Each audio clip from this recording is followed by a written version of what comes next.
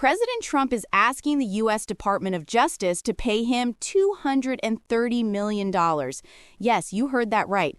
$230 million in taxpayer money. The request comes as part of two formal damage claims connected to past federal investigations into him. According to multiple reports, President Trump and his legal team recently filed two administrative claims with the Justice Department.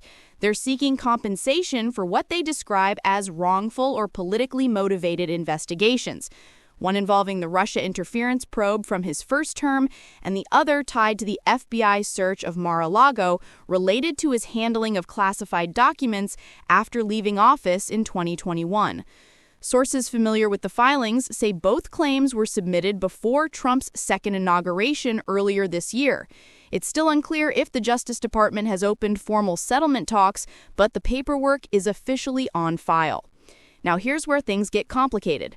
Under Justice Department policy, any large settlement, especially something this huge, must be reviewed and approved by the Deputy Attorney General or the Associate Attorney General.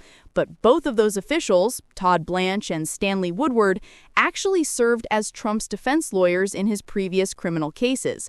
Legal experts say that's an extraordinary potential conflict of interest. Basically, the same people who defended him could now be in charge of deciding whether he gets paid. Critics are calling this unprecedented. One longtime Washington attorney told reporters that restitution is typically reserved for crime victims, not for people who were under investigation.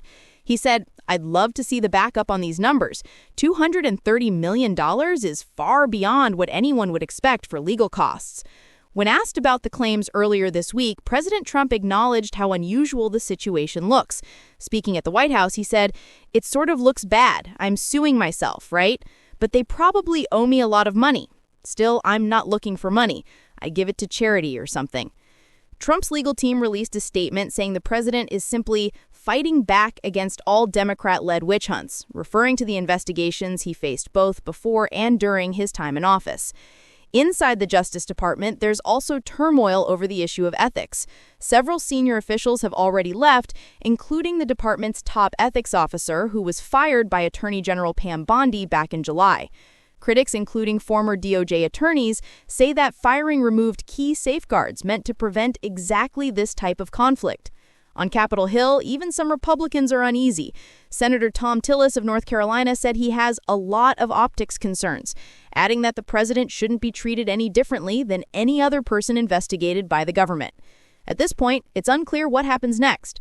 The Justice Department hasn't confirmed whether settlement talks have started, and legal experts note that if no agreement is reached within 6 months, Trump could technically take the case to federal court.